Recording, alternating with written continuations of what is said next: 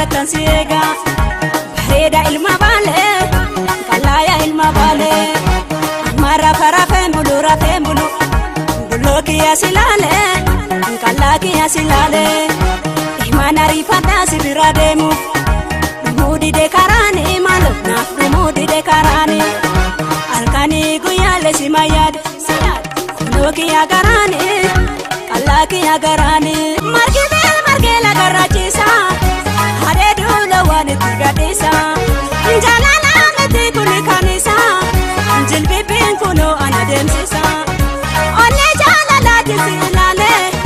debi egaluk malawallale yani jalala namadamasa